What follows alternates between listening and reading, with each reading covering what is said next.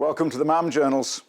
I've been a passionate motorcyclist for over 40 years, and the bike that first triggered that enthusiasm was actually the bike that you're looking at now, the Kawasaki Z1.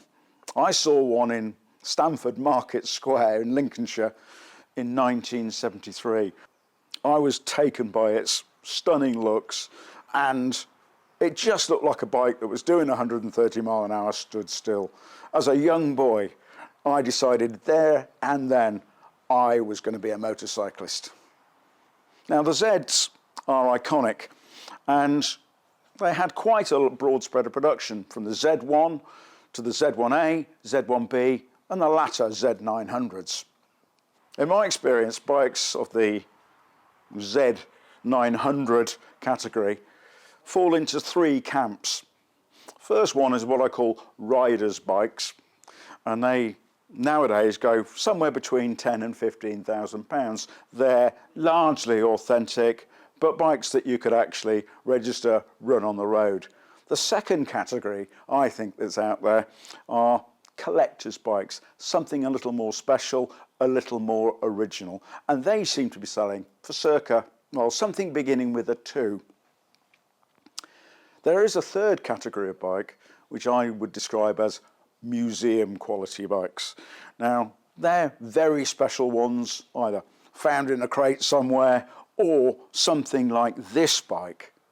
If you've watched the channel before, you'll know that we occasionally go along to Iconic Auctions and enjoy looking around the bikes and giving some comments and overviews.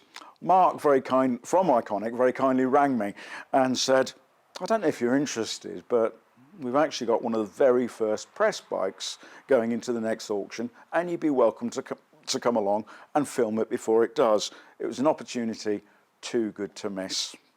As I touched on earlier, this is clearly a museum quality bike, and I'm an enthusiast, not an expert, and the price estimate on this is somewhere between £40,000 and £50,000. And if you're thinking about buying one of this quality, then clearly you either need to be an expert or seek the advice of one before doing so.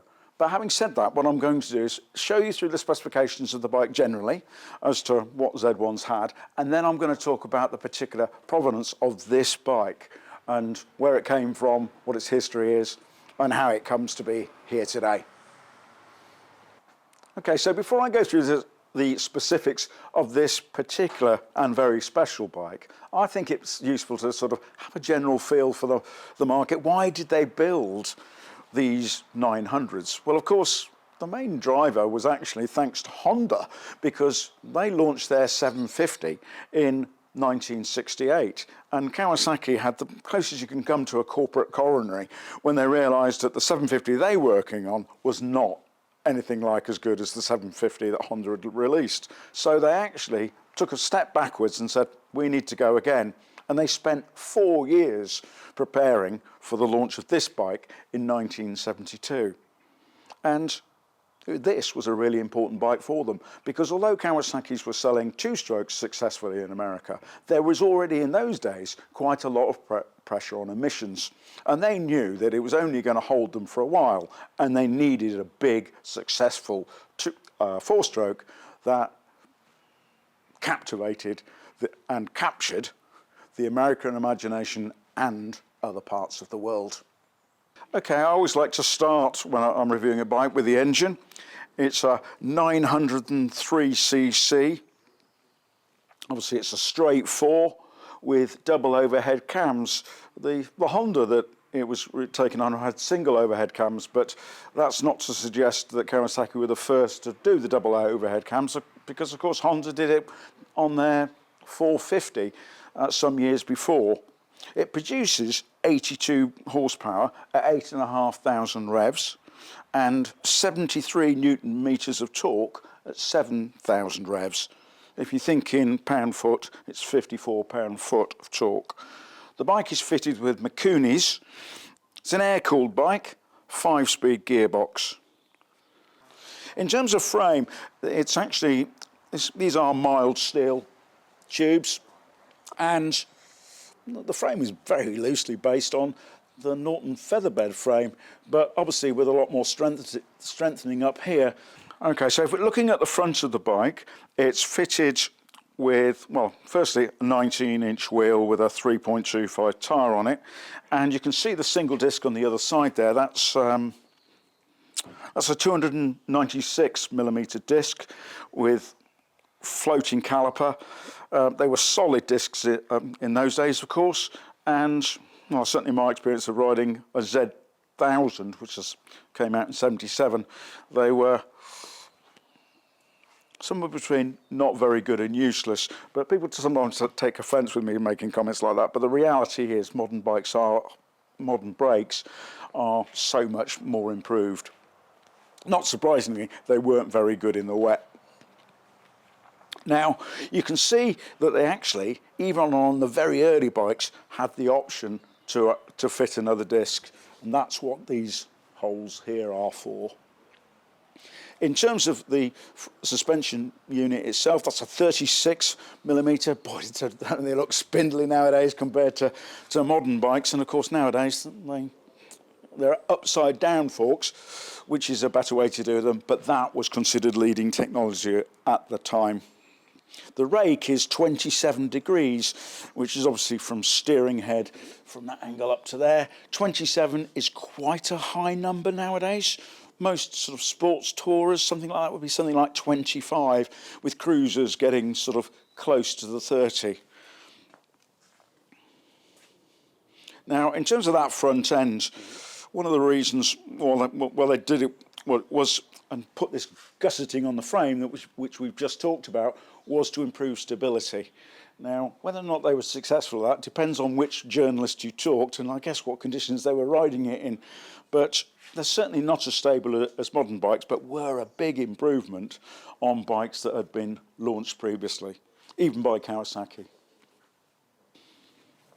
Going to the rear of the bike, you can see that that is actually a slightly smaller wheel. That's an 18-inch, and it's fitted with fours on the tyres. It's got dual shocks, and you had 5 preload adjustments on here in order to set that up, and that gave a seat height of 800mm. So quite a low bike by modern standards, and very accessible to most riders. Okay, you can also see at the back there, in those days they had a drum brake on there, which was probably the only braking you had when it rained, but quite effective in its own right. Other features on the bike, you can see that it's got a kickstart. Now, it was an electric start bike, but it was considered really important in the marketplace to put a kickstart on a bike because people's previous experiences of bikes, which were fitted with, certainly British bikes with Lucas electrics, and the nickname, of course, for Lucas was Prince of Darkness. So a lot of people didn't trust electric starts, and it took a number of years before they eventually actually removed this and the weight involved in that mechanism. When I review modern bikes, I often spend quite a lot of time going through the technology via the dash. Not surprisingly, in 1972, technology was nothing like at that level. So it's a very traditional but very clean looking instrumentation level with these lovely torpedo pods on them. The early bikes, of course, the speedo is in 20-mile-an-hour increments, and I think it was the Z1B when they actually went to 10-mile increments in between. Bike redlined at 9,000 revs. Now this bike has shown 192 miles, which is obviously the mileage it's done since its restoration, which we'll talk about in a moment. These holes here, by the way, are, for many years I thought they were sort of something missing, but apparently it's where you're supposed to leave your keys. Well, quite why you'd want to do that, I've never really worked out. A few of the more experienced amongst you will already know that this is actually a European bike, and you can tell that by the seat and this long mudguard. This bike was originally taken to Norway. And what's special about it is one of the very early press bikes. The engine number on this is Z1E 9009, one of the very early bikes. Obviously it's got the appropriate frame. As I've said, this is the Norway press bike.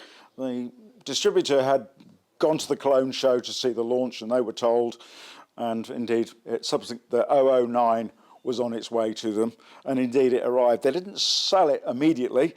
It was a press bike to do its job and to generate interest for them to place an order for 50 bikes, subsequently having seen it and gauged how much demand there would be.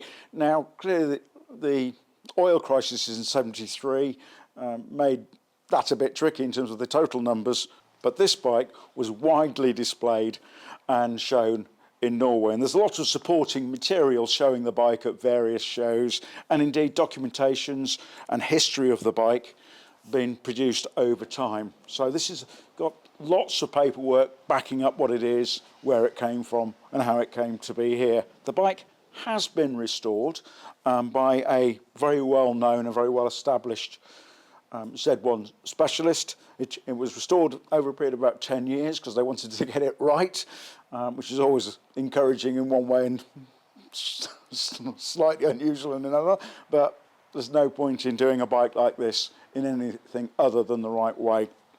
Well, clearly with an estimate of £40,000 to £50,000, there's going to be a huge amount of interest in this bike from the real experts in the field looking to enhance their collection or pick one of these very special bikes up. I think it's worth reflecting on why the bike is so special and so iconic, whilst obviously this individual one is a special one. Z1s and Z900s are considered special anyway. They captured the public imagination. As I touched on earlier, they had more horsepower than a Grand Prix bike of the time, and they were extraordinarily well received. That transposed itself into the European market, and press reviews were exceptionally positive, and it captured riders' imaginations. The reason why these bikes are so iconic is it was the bike that we all aspired to. It certainly wasn't the cheapest. In the UK when they came out, they were over £1,000, and I think they were just under $1,900. Now you could buy a lot of bikes for less money than that, but this was considered exceptional. And it's not because of any individual engineering characteristics. A lot of the things on this bike were available on other bikes or other machines of different periods. But what it was a complete package. A bike that went exceptionally well, as I touched on earlier. This was Grand Prix level of power and had good stable handling for its time, and was considered a bike that you could ride ordinarily or really crack on with if you were that way inclined. To give you an idea of how important the press coverage was at the time in making the bike as famous as it was, let me just read you from the Cycle Guide in 1972. They said, the Kawasaki 903 Z1 is the most modern motorcycle in the world. It is also the fastest. It is above all the first of a new generation of bikes, a generation which will run quietly on the streets of America, a generation which will attempt to solve motorcycles' tiny contribution to the world's dirty air. It is the first of a generation of motorcycles which will come close to being, within reason, all things to all people. Capable of nattering down quiet country roads, packing double 1 minute and rotating the earth with incomprehensible acceleration the next. They certainly liked it. Cycle magazine, who are the rival for Cycle Guide, waxed lyrical as well, and they described the riding experience as horsepower flows like water from an artesian well. It simply never stops. It was so popular. In the UK, it won Motorcycle News Bike of the Year, which in those days was actually voted on by readers as opposed to a journalistic panel, as they do nowadays. And it won that award 4 times running because there was nothing else that got anywhere near it. I think these are very special bikes for lots of people. They are for me. I'm going to be fascinated to see what this goes for at the auction, which is on the 7th of April. And we're going to be there, and we're going to be filming this and indeed other bikes. There's a collection of Z1As, ZBs, Z900s in the auction, and we'll be giving our usual comments and views on it there. But I do hope that you've enjoyed this video on this very special bike. And if you have enjoyed it, perhaps be kind enough to press like or even consider subscribing. But if not, most important, ride safe, stay well.